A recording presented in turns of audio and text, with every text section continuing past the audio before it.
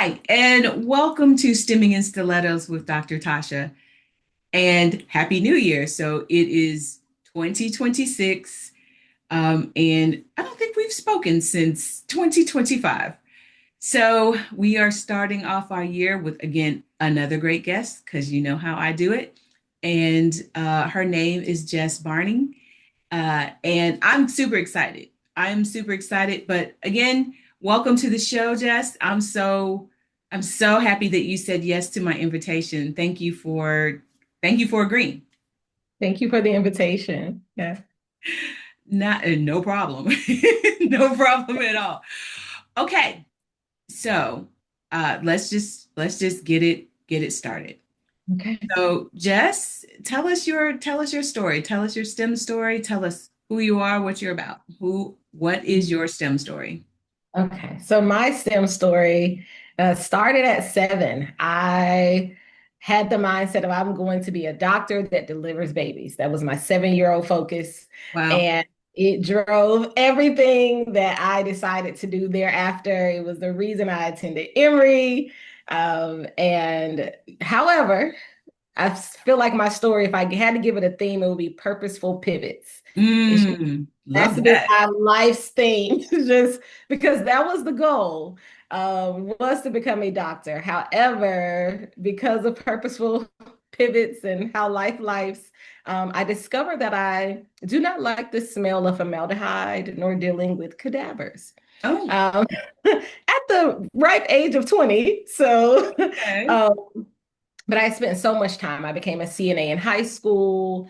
I shadowed doctors. I did internships. So I was at a really pivotal place at the age of 20 to figure out what am I going to do now that I have discovered that I don't want to be a doctor. And that led me to psychology and fell in love with psychology, fell in love with the process of supporting people as they go through life changes and different things like that.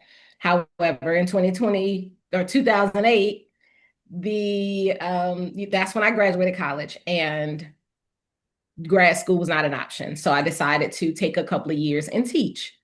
And in that time, fell in love with just working with our babies Hmm. and decided to get my master's. And I specialized in mathematics. So Q still the nerd in me, the mathematician, the STEM geek, because I wanted to make sure that our children felt empowered by math. Oftentimes you'll hear people say things like, "Oh, I'm not good at math, or I'm not a math person." Hmm. And I say, now, would you say that about reading? Nobody Mm. says I'm not a reading person. It's like, but math is all around you, right? Right. So, but I said, but what people don't like is being intimidated by math. And that became my mission to change the way that children and ultimately adults that I've coached and supported have, spoke about their experiences with mathematics. And so I became a math specialist Love and taught this. for 10 years, designed curriculum, have trained teachers in states all across the country to share the love of mathematics, but also make sure that children had the conceptual understandings and procedural fluency that they needed to be successful, because ultimately we know that when children don't have a solid foundation, that they're not able to access more advanced math courses that allow them to participate in STEM careers. So Okay. that became So my focus. I Yeah. I got questions. I got Yeah. questions. So, okay. So I mean, this audience has heard my story 5 times, 10 times, 100, 10x, right? Okay. So everybody knows I love math. Taught math and when I left engineering to become a teacher, taught math, everything from general mathematics on up to AP calculus and AP stats. Um, Written curriculum, doing things. So it's like, oh my God, I found my sister. I found my soul sister. I found her. Y'all, I found her. Here she is. But I do have questions. So I want to go back. I want to go back. Okay. So at 7, what happened to make you so interested in wanting to be a baby doctor in essence, you know? I mean, I definitely had some young adverse experiences as a child. Grew up in a pretty impoverished community. And so I always just wanted to take care of children and help children. I mean, we are the most vulnerable, our children are the most vulnerable of people that we have in our communities. And, I can almost say, I'm like, looking back at 7, I just thought babies were cute, but I also knew that a lot of people lost their babies. And I can't remember exactly who I saw pregnant or experienced some complications, but I didn't see many doctors that looked like me. Yeah. That was my main thing of just being like, oh, well, when I go to the doctor, there's no doctor that looks like me. I switched it to being a pediatrician. So Hmm. that was the thing of having somebody that children are comfortable talking to, opening up to, and treating them became a mission for me. So I think, it was more so like a children's doctor, but Got it. No, I mean that actually makes sense. I mean, I grew up in inner city Atlanta before we moved to the country. And I mean, we moved, it was like going from like Stark to Stark. I mean, okay, so I have a similar past, similar story. Born here in Atlanta, but then Mhm. we moved to deep south, a place called Hawkinsville. Not sure if Mm. you deep south. Like, yeah, it's a one horse town. Mhm. Yeah, So, so I get that, it's like, well, where are all of the people who look like me? And especially since I went, what my younger years, on up to about 8, where mhm. everybody looked like me, except for my teachers. My teachers didn't, but like all of my friends, the people in my neighborhood all looked like me. And then we moved to the country where like nobody looked like me. And so it was just this stark change of everything that I knew, and or what I thought I knew. So I can understand this, idea like where are all of our people? Like why can't I see any of us out here? As a matter of fact, I me, my sister, my brother, and 2 other Black people integrated our elementary school. Oh, wow. Yeah. So See, that tells you how it was. tells you how, I was like, Black history is not that much of a history, is it? I say that. So then you get all the way to med school. You're in there. You're interning. You're doing the thing, and so Oh, like what? sophomore year. So I didn't make it to med Oh, school. okay, okay. I Sorry, made you're it doing the intern. to internship, yes. Okay. Um, Well, I I think that's a good thing, no, that you didn't oh, necessarily get in, or go any further once you realized this ain't it. it was not it. Yeah, anatomy and physiology and physics and but really anatomy and physiology second semester. That was the catalyst of being like, yeah, I gotta smell this all the time. We gotta deal with this and just like no, I don't want the smells because when I had the internship, and that's also because I knew you had to be an OB/GYN if you wanted to do them together. And I shadowed an OB/GYN in high school. And I mean, she fully immersed me. I saw a baby born, stillborn. I had to take out staplers. I was in surgery with her. I saw appointments that I was like, oh, I probably shouldn't be here, but she just wanted me to really face the realities. And she looked just like me. I mean, we even had the same last name, which was so cool in high school to be like, oh, okay, I'm working like Dr. My former name is Watson. So it was just really cool to work with her, but she didn't shield me from any of the realities. I think the in college it became more so just getting through that coursework and Emory was intense. It was a place that made doctors, or Yes. this. But so I was like, oh, I gotta make this pivot and what am I gonna do? And I went to therapy and therapy helped me sort it out. And then also some psychology classes that I really enjoyed helped me kind of figure out like, oh, This is more of the path, understanding how people think, how they learn, motivation, resilience, all of those things that really help us kind of thrive as people. Okay, so so then at some point you started teaching math. Was it middle school or high school or No, elementary? I taught elementary math. You like the little babies. Well, okay, I'm not gonna say that. I started, which I've taught all grades K-8, but kindergarten was the hardest. I don't care what anybody tells you. Kindergarten is the hardest grade to teach because you are laying a foundation, and to try to teach people how to think. I will never forget a baby asking me, "How do I think?" And I said, "Well, right." So I said, "Okay, what's your favorite food? You got a picture in your head?" I was like, "What? Okay, what's the picture that you see?" I'm like, "Pizza." I said, "Okay, what's on the pizza?" So we went through that process. I was like, "You're thinking. What you're doing right now is thinking." Lord. Yeah. So I knew from the jump, like when I said, I think I want to go teach, I said, yeah, not the baby's not it for me. I started at third grade, and I think Mm. that's what made me so passionate. I mean, I'm gonna nerd out a little bit, going maybe a little Go, tangent. no, go ahead. Let's do it. This is what got me into this field, because they use third grade reading scores to determine how many to project how many prisons, right? So literacy is Absolutely. directly tied to crime. And I used to tell my students all the time, I'm trying to stand between you and a prison cell. Me educating you is providing you with opportunities so that a person cannot profit off of your lack of knowledge. Oof. I knew that. And I know so third grade is a pivotal year for everybody Yeah, who is listening to this conversation. Third grade is so pivotal on so many different fronts.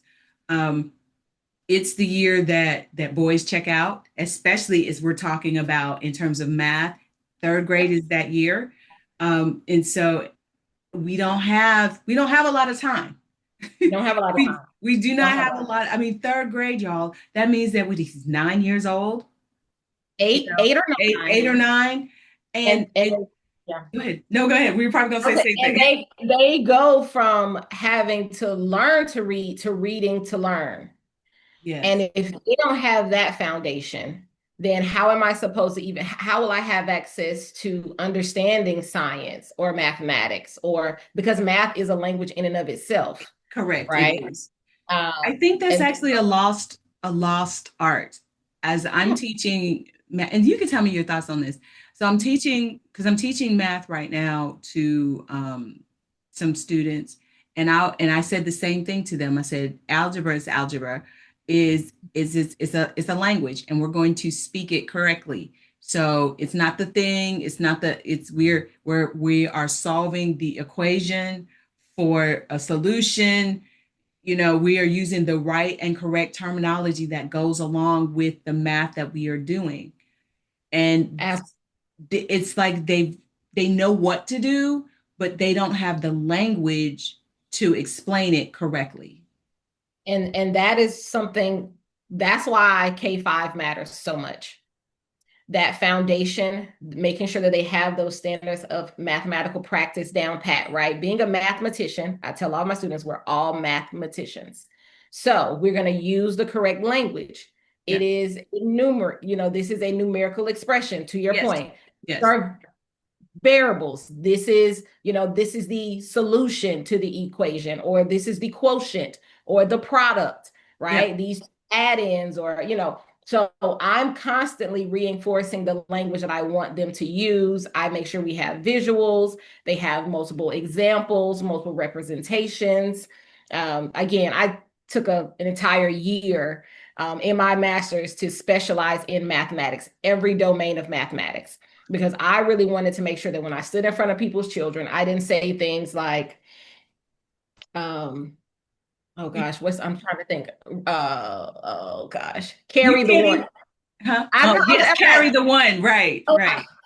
I'm like, no, we don't Where are you carry. carrying it? Where's it going? Where's it going? Not a one. We're regrouping.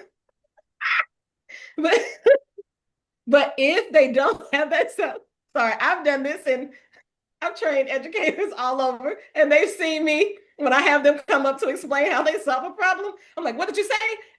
Like, no, stop, pause, flag. We're not carrying anything. But if we if adults don't have a solid foundation, right? I mean, I can the amount of teachers that have told me I'm not a math person. I'm like, but you're teaching people's children math. What? Girl, you have said a whole mouthful. I can recall having a conversation with somebody that I love dearly. I mean, I love her, and she is an elementary school teacher. But when she said that to me, I literally said to her, "I would never want my kids in your class." And she got really offended, but I was like, no, ma'am. If you don't love math that or you don't even have an affinity for or you don't, all of that, that's your mindset. That means that when you teach it, it's gonna be the bare minimum. That's it, and that's all. And I'm like, kids need more than that. Exactly. Exactly. You are doing them a disservice. Get from in front of people's children. You are not going to set up. I'm serious. Or go somewhere and get some professional development. It is not okay for us to tell children that because, again, like you said, they will skim over it. It will be something to get through. They will, I mean, and I've coached thousands of teachers at this point. Um, and that is the thing that I come in and I'm like, you're going to have to go back and kind of, reteach this or teach a different thing. Some people only have one strategy. I Yeah. think about teaching long division or Mm. or PEMDAS. When people use What? Speak on that. Because people still get this not in it's so foreign that the so idea that it's the matter of where in the operation that the multiplication the division is that it's not multiplication and then divide. It is what is the order of in the the operation. operation. But even under that comes from understanding what the standard is asking or what you're supposed to be like order of operations. Please, Yeah. I literally tell them if I come in your class and you have that, please excuse my dear Aunt Sally up there. I'm looking at you like this. Really? Ah, Get that from right these children.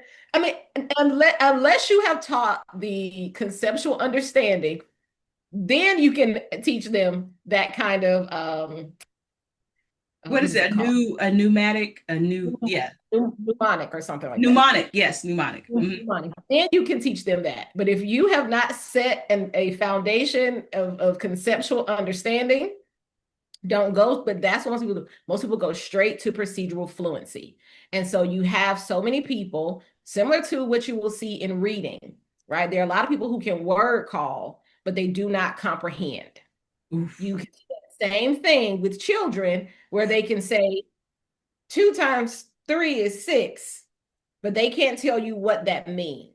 They can't tell you that I have two groups of three Yes. and and combined the product is 6. They can't show you an example of it. They just know I just know the facts because Right. somebody made me sing the song 2 4 6 Mhm. I That digress. no, no, no. We're full in it. Like I agree with this, and it's um, I don't want to use the word hard, but maybe hard is the word. It's difficult when you get a group of students who come into your classroom with all the varying levels to Absolutely. know as a teacher, and I'm talking as somebody who I consider myself to be a veteran teacher. Sometimes, like I had the students that I'm teaching do a diagnostic, an impromptu, informal diagnostic. I'm going to put some one step, two-step equations on this board, on the virtual board that I have, and I'm going to see what your ability is. And I did it two ways. One, you are going to solve these on your own little virtual board that only I can see. And then we're going to talk through this as a class with each person giving me a piece of the puzzle, right? Because we had that many problems, right? And I said, because I need to understand what I'm working with and how Okay. we can, and then formulate a plan on how we move forward, every single one of us from wherever you are. Because that's the goal at the end of the day. Like if you're on, a step two, and I need you to get to step five by the end of the semester. Okay, well, how are we going to get there if I don't know where we're starting? You know? So, Exactly. Exactly. I mean, yeah, I've been, I'm trying to, my last year in the classroom, I taught fifth grade math, the entire grade level. And I had some students who were on level, yeah. very few, but the majority were 2 to 4 grade levels behind. But you still have to teach to the standard. Yeah, So, right here, Metro Atlanta. I mean, so let me ask a question to you. What role did COVID play? a diabolical one.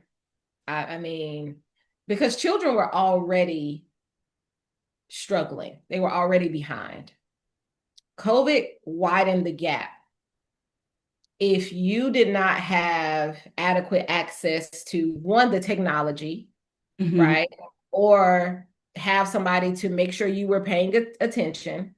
And then you might have had a person or a teacher who was simply to our point of going through the motions because they're trying to figure out virtual learning, keeping children's attention, managing children popping on and off mute. Mm-hmm. I coached during COVID, so I saw it all, And then you got to think about the other piece of there were some children, for example, high schoolers and middle school children who were trying to help their younger siblings stay on task and stay in front of the screen because some parents still had to work. Yeah. I mean, even though I was working from home and I had a second grader who could code, he knew how to split the screen and have the teacher here and have YouTube there. And I mean, it was just like, Wait a minute. Use your powers for good. like, come on, focus. But I think that was the thing. If children were already checked out before, they already did not have that confidence, or it wasn't their favorite subject, or they just didn't have that support to help them with their homework, or to have after school, to have somebody who, or to have tutoring, Yeah. then they got further and further behind. One thing that I did post COVID, I guess it was still COVID, 2021 till about 2024, I was a virtual tutor of mathematics for children in Prince George, Maryland, Mm. because they saw some of the most dire, like none of the students, I believe I'm correct in saying this, none of their students in high school were proficient. We're like eighth grade proficient. So you're talking about every child who reached high school in 2021, none of them even had the basic foundation of mathematics to succeed in an algebra class or a pre-algebra, but yeah, an algebra Wow. class. And so their solution was to use some of the funds that they received to pour into kindergarten through eighth grade to receive tutors. And we supported them really one-to-one, 20 minutes, 20 to 30 minutes, and just going over some of those basic skills that they needed based on those diagnostics. So to your point, that's vital. I mean, people have their feelings about iReady or different curriculums, but we got to start from somewhere, and having those numbers to tell us where our students are coming in, and then giving them a goal, focusing on growth, right? I mean, if you're 2 to 3 grade levels behind, if I can just catch you up 1 to 2 grade levels before the end of the semester or the end of the year, we've at least made some progress. Yeah, I hear that. Okay, so Of I course. have more questions. Um, I think they're more. No, I'm relying on your expertise. Where do you see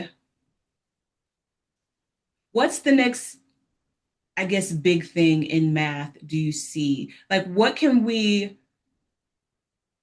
the expectations? So if I'm a veteran teacher, be if I'm a first year teacher, and I'm Mm. teaching math, what, and I know those are sort of that's two separate things for real, but I really want to know, like, what's the future of math? Like, what, in terms of teaching it, how do we need to approach it? Like, what is the mindset we need to have as a math educator? I think so. I'm going to do my best to answer that in both ways, right? So I think if I'm a first year teacher, I hate when people use the term new math. I'm like, it's not new math. It's just a different way of teaching it or teaching it so that children can truly understand it. Yes. So if I'm a new teacher, I need to position myself as a learner.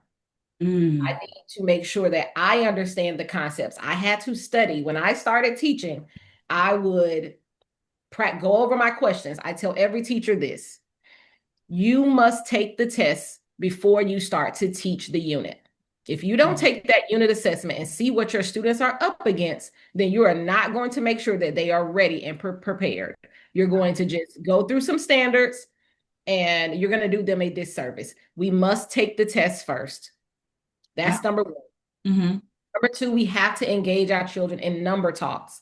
You won't know where they are if you are math talks, but you won't know where they are and what concepts they understand or don't if you don't fully engage them. They have to speak the language and Yeah. you have to model it. Yeah. That's the best thing for a first year teacher. Make sure you have your vocabulary, you understand what you're talking about when you get up in front of people's children. Number one. I mean, everybody, even if you're a vet, Yeah. but definitely as a first year, you practice those problems. The first time doing a problem, especially if you're modeling it, should not be when you're in front of the students. You Mm. have to do your homework too.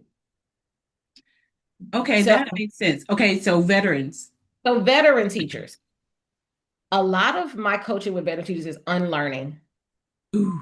Just because you had a teacher who gave you page 375, do the odd problems. We know it's out there. I know I'm And then talking to somebody. the next day you do the even problem. And Yeah. then you do the even problems, or I'm going to show you this one time. You need to be paying attention. I'm going to show you this one way, one time, and then you go and be great. We have to be open to the fact that children learn in a variety of ways. We Yeah. have to attend to learning styles. I'm a big stats person. So this particular data point changed how I like the mind. So we think about the mindset, right? Mhm. 80% of high school dropouts are hands-on tactile learners. Yeah. 80%. But as children get older, what do we take away from them? Yeah. Manipulatives. We Correct. take Because away their they ability, should know it. They don't need all that. and that is problematic. Fully engage them. Let them put their hands on it as much as possible. We need to move. Children need experiences with the concrete to pictorial to abstract. Yeah. If we have that mindset of if I'm going to prevent this child from saying at 16 when they legally can, I'm not good at this, I'm not going to do it. Maybe I'll go get my GED. They may not even do that. But if we want to give them access, we have to change our mindset and say, okay, how can I approach this child even if I wasn't taught that way? So you're going to have to do some learning. You're going to have to do some unlearning and then some learning about multiple ways to teach it. And it's not about new math, it's not about this Common Core, it's about standards of mathematical practice. Oof. I love that so much. I just I love that so much. I love what you just said about students having, should be able to like see it, feel it, touch it, all that, be immersed in it in all of the different ways in which they can, because like, I feel like I'm a hands-on learner. Like I gotta do it, right? I gotta get in there, and for in my mind for it to click, right? And Multiple times. and and I attribute that to like what, well, a myriad of things, but I feel like because my dad was a mechanic, and literally my dad, I always tell people my dad was a math genius. Like he could literally do complex math problems in his head and be right. But he also was in a profession where he had to be precise, right? if and because he built custom engines for race cars. So because he did that, he's like shaving and cutting and welding and doing all these things that required you to It's have math, correct. angles, geometry. I mean, trig. I mean, all of that is in there. That Yeah, is STEM. That engineering is math. I mean, if you don't slice that thing right, you, correct. That I and mean, that's what I know to be true. And for some people have a math mind, like it's innate, like they understand it in an abstract way where they can bring it down to like it's 2 + 2 = 4, right? They those are those folks. But for the rest of us, it's understanding how and the why of it so absolutely. that you can say that 2 + 2 = 4 and actually understand And prove why. it. Yeah. Yeah. Yeah. Uh I feel like we could talk for a couple. We could, we could. Let's once you get me started. All my friends say, okay, Jess is about to nerd out. Because I do. It is so important. Um, you know, like I said, for our children to have access to STEM courses, Yes. and to be college ready. I've taught ACT prep. And a lot of children, I mean, when we start teaching them how to solve those different problems, because it's a time crunch, Hmm. right? Focus on the cherry, you cherry pick and all these different things. But oftentimes, our children, if they see a letter, they are like, I'm not solving that. I If they know. see Or a some fractions or decimal or decimals. fraction, and I'm like, a fraction is a decimal and a decimal is a fraction. So whichever one you're more comfortable with, just flip it around, or change it.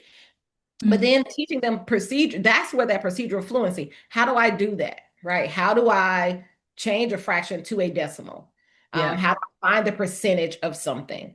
Yeah. Uh, yeah, so we definitely could talk all day about this, but Okay, so I got again a couple more questions. One, if you had to choose, and this may be unfair, maybe unfair.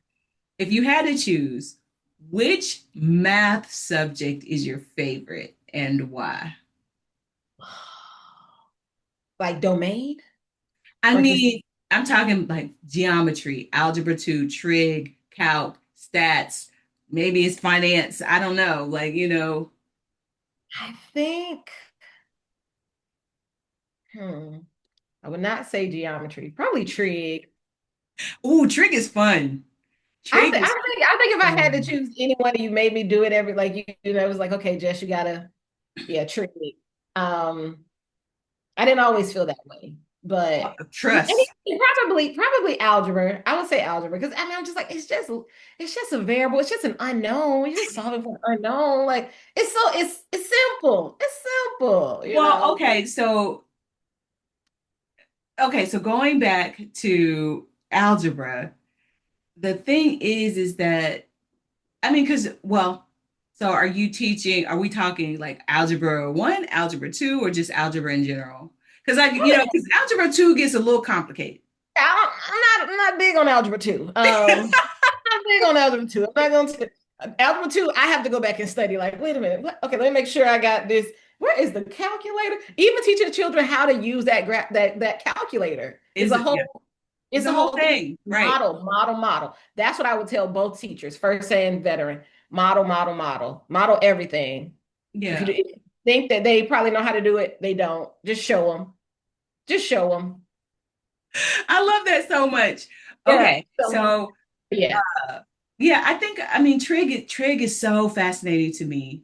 Geometry is my favorite, but Really? trig, yeah, I just loved proving things, right? Even if Okay. it was abstract, right? Okay. For me, that was the thing that caught me. Like when we had to do proofs, I was like, oh yeah, like this is it. And they don't even really in geometry, they don't really even really teach proofs anymore. They don't really do it anymore. I was like, maybe stats then. I might go back and change my answer. Because I quote them a lot and I'm always like, men lie, women lie, numbers don't. So what are the numbers? Like show me the I mean, numbers. but I thought you were gonna say stats because I'm I like, I Jess kind of is you the I, expert in this area, I've been okay? I've been dropping stats, right? The whole time. Right. I was like, actually, let me check. I had to sit with that question a little bit more.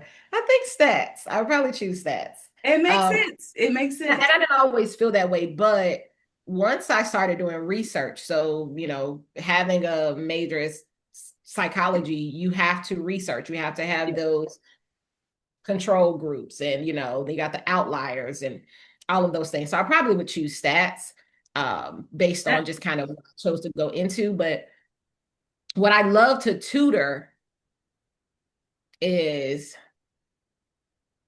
elementary.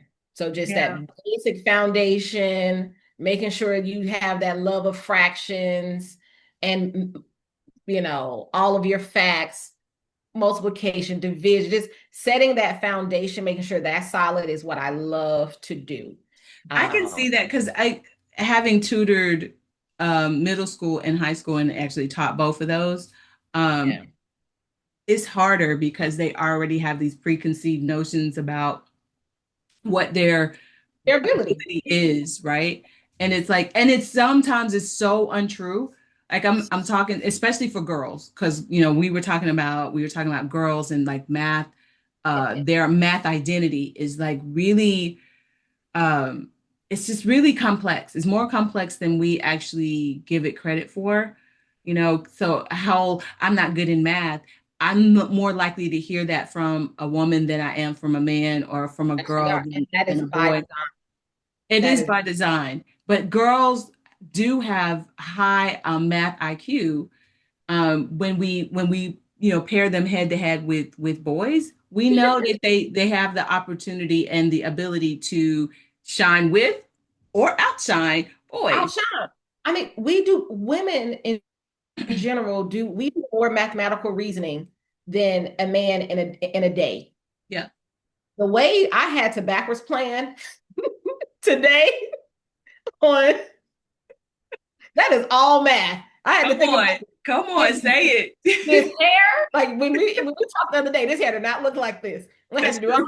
types of mathematics to figure out okay when I'm going to start the angle and all. But I mean, we make so many different choices throughout the day that we don't even understand are math related.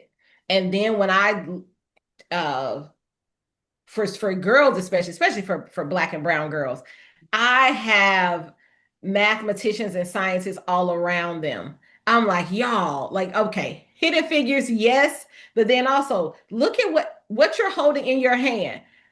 Black woman, Yeah. science, the internet, the security system, black woman, scientists, by the mathematicians, all of these people, who told you that you were not capable?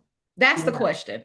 And I would encourage, and I used to encourage a lot of teachers, get a mirror, put it in your room, in your classroom, and you put the title, This is what a mathematician looks like. And Mhm. you make the children look in the mirror because that's what it looks like. It looks like you.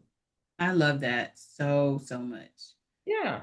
We Okay. have to build their confidence first. And so that's why I like K5 because Yeah. I can get to them before somebody destroyed their confidence, before they even parents. I tell you have to tell parents and parents conferences, please don't say that again. Say Yeah. that you like to be confused by math. Say that maybe you didn't have the support you needed when you were younger, but don't give your child the opportunity to opt out just because you struggled.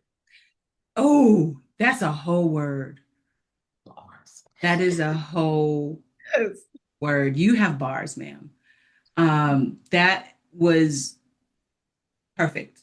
Um, we will. So, what I want to ask now is where can people find you if they're looking for you? Because they're going to be looking for you after this.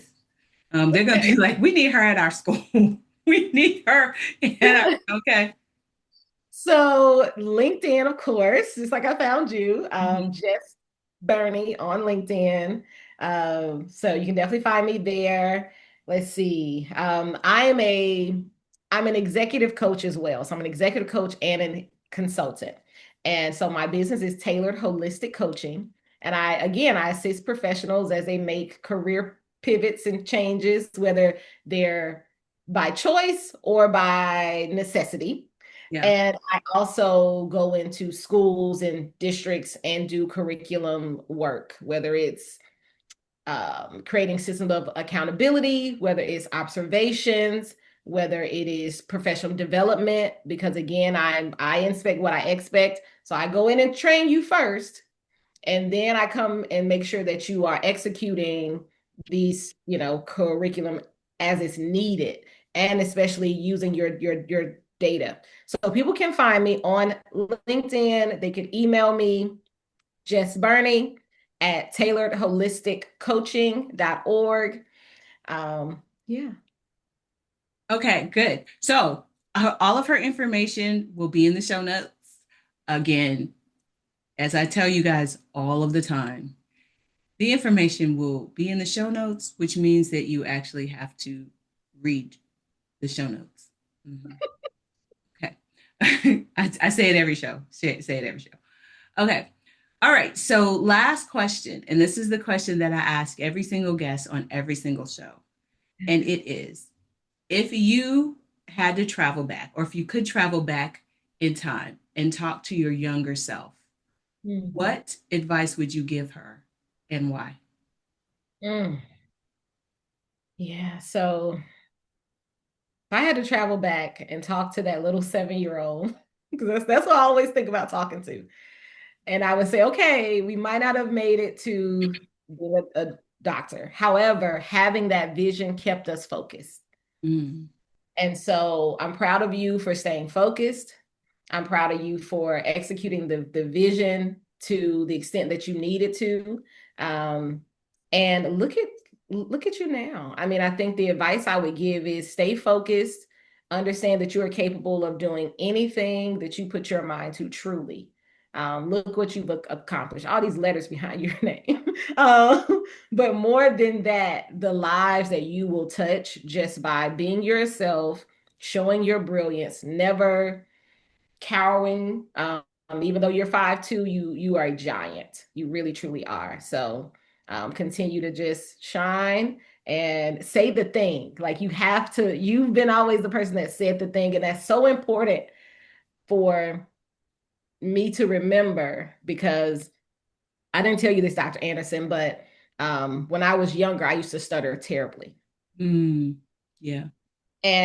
But I was so intelligent. And I was a student who was in the back of the class, and I used to just read. I read all the time. I mean, I read everything. I read the encyclopedias, the dictionary, like all the stuff. um, but it was necessary for you to go through all of that to find your voice. And I'm so proud of you for using it. Ah, I love that. I love that. I don't have anything else. I don't. But I will say that, yeah, I don't have anything else. I just felt that. I felt that in a place. So thank you for that. And I know that our listeners also thank you for really being so open and expressive about, and it's showing that you love what it is you do. That's the thing that I'm walking away with. Like you, I mean, you are highly intelligent. You can speak on it with authority and integrity, and but there is a level of authenticity and like honesty that is really refreshing. So yeah, I thank you. Just thank you for existing and being and doing the work. Oh, thank you. Now that we're sister friends, you will know all of my friends will tell me, Jess, don't you cry. So I'm like, no, I'm not gonna cry. Same. Thank you for that affirmation. That is authenticity is my core value. I do my best not to go in spaces where I cannot be my full self because I don't know how to show up as anybody else. I mean, it's like, you know what? Why? And why I was created this fabulous way. Why would I show up as anybody else? And I did bring my heels. So I You want you to did. know I did. Oh, oh, cute. Love. Blue. That was the power color today. Listen, yeah, you did that. You did that. Okay, you guys. So this concludes today's episode of Stimming and Stilettos with Dr. Tasha. Again, another great guest for our great show. And end, as we end every show with, please, you guys, please keep yourselves safe.